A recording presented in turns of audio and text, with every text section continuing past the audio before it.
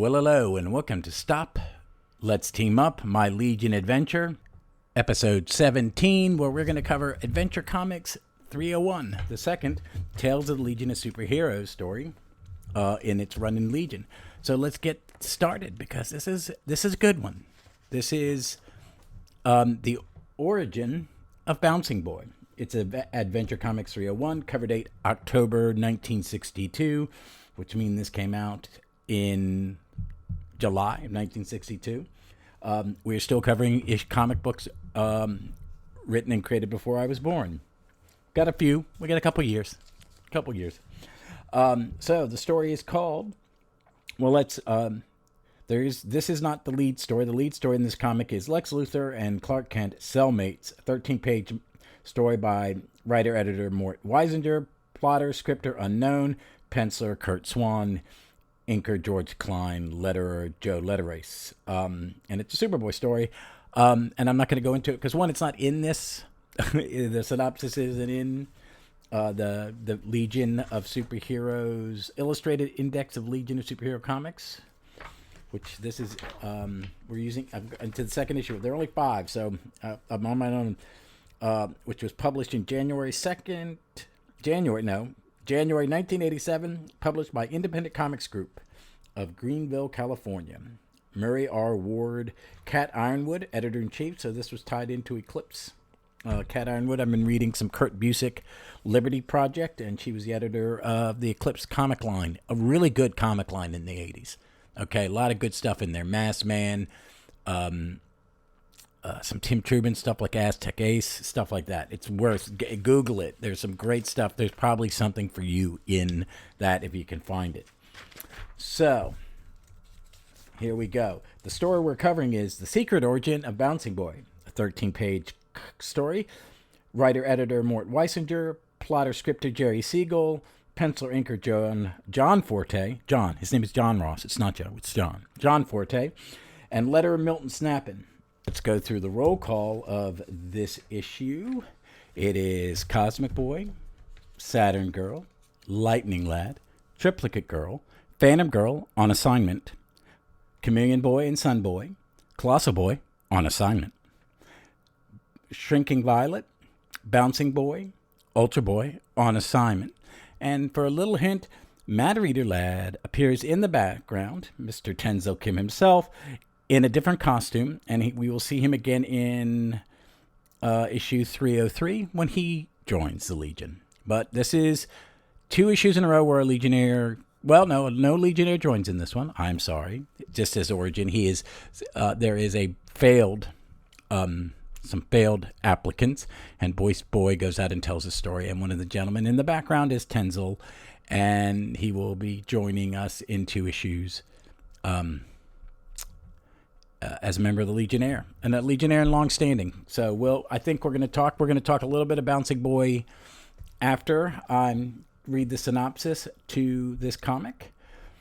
This is one of those 21st century Legion adventures. They've got the century. They haven't really settled on the century yet. It's the first appearance of the Monitor Board. I'm a huge fan of the Monitor Board. It is like nerd kitsch fun for me. I just love it. I love it, especially when they really expanded it in the Levitz Giffen era. It's too cool for school, in my opinion. So, in order to lift the spirits of a group of prospective Legion applicants, Bouncing Boy tells them of his origin and of the difficulties he faced trying to convince the Legion that he was worthy of membership. The Legionnaires initially believed his powers were worthless, and he failed his various attempts to convince them otherwise until he was able to capture a thief with an electrical weapon by bouncing to avoid being shocked.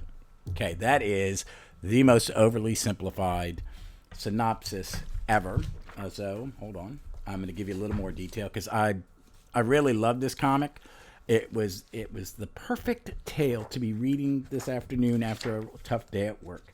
One, it's got a great splash page. This is not the cover story of the comic.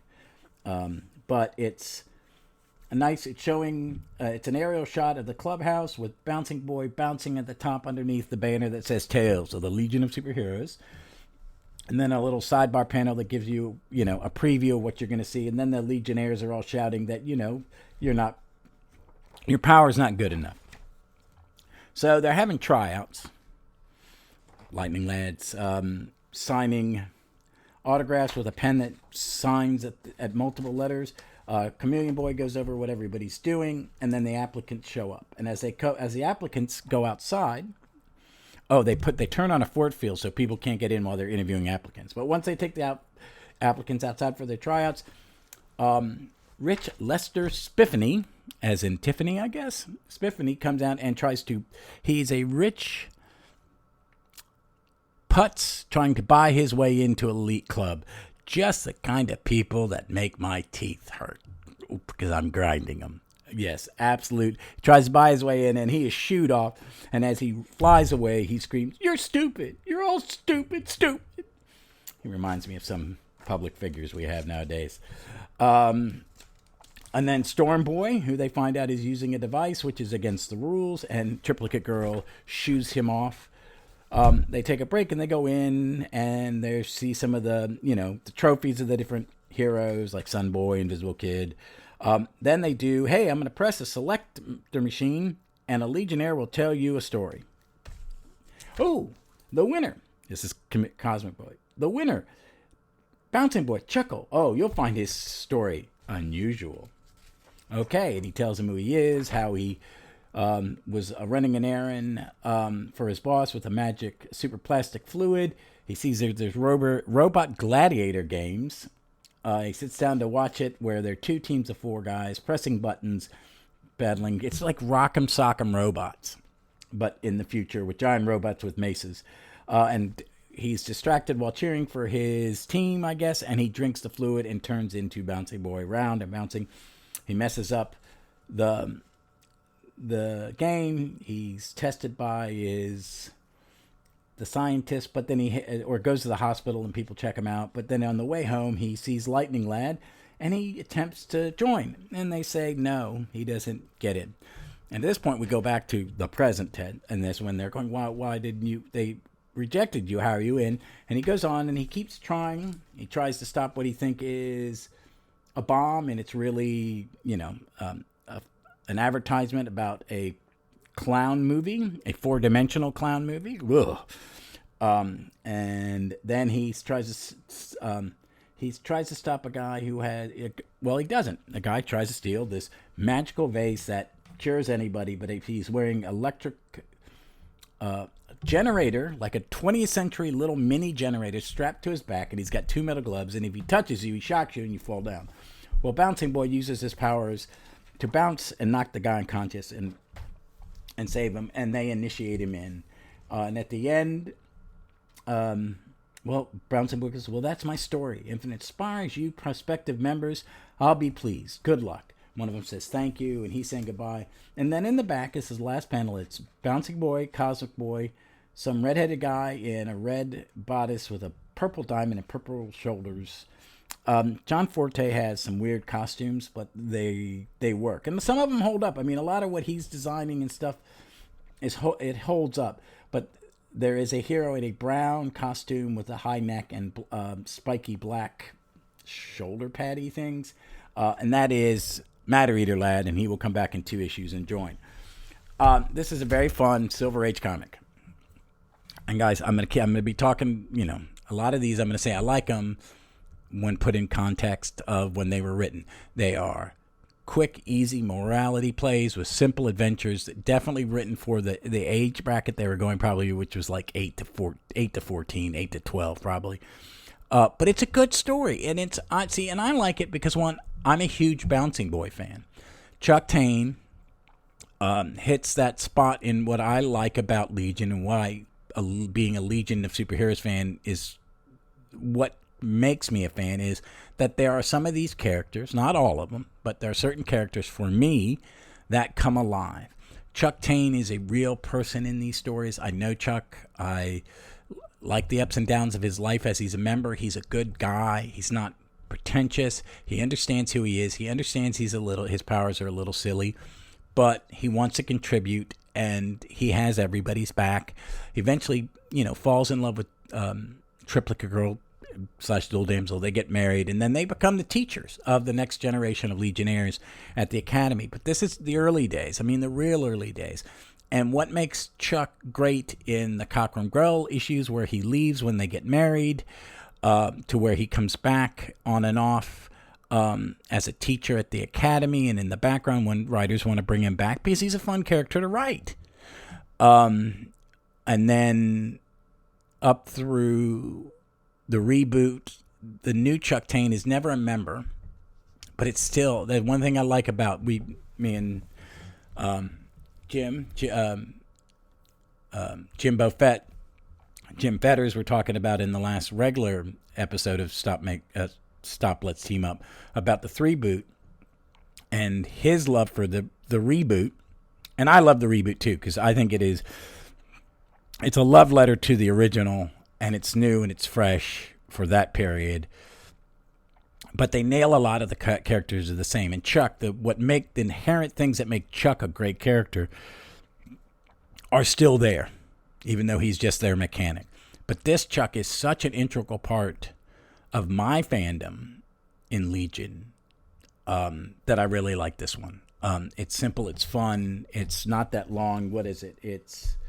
Hold on, let me go back. It is 13 pages, so it's a little longer. It's a good long story, a lot of dialogue, a lot of explanation of weird future stuff, future explaining. We'll just call it future explaining. We'll leave it at that. But which is kind of, if you were to do a cliche tribute of Legion, like give a send-off of this year, you would have all these space things, with space names, and the silliness that is, like the robot gladiators. It's just rock'em sock'em robots. They're solid red and blue robots beating each other up with maces and 4 guys pressing buttons. So it's kind of cool. It's kind of silly. It's kind of frivolous, but it's entertaining. And a lot of these early issues are these kind of one-and-done stories. We're going to get to some stories that have ramifications. We've already had one. Mon-El's joined, but he's back in the Phantom Zone. That's going to be reconciled coming up.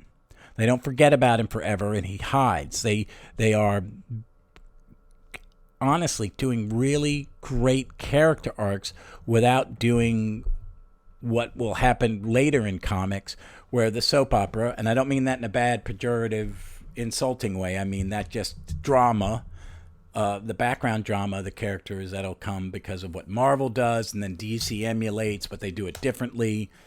And the people in Legion, lots of eras in Legion, they do it very well. I think Jim Shooter brings a big chunk of, I'm going to write stories that have impact. Things are going to happen to characters that will stay with them. And he introduces characters. And this is Bouncing Boy's been around for a while. He is actually, let us look, what member is he? Because this magazine has the order. He is the 15th member to join. His first appearance was in Action Comics 276. And this is the origin where he joins. He's already a member at that point. We really don't see anybody join until we see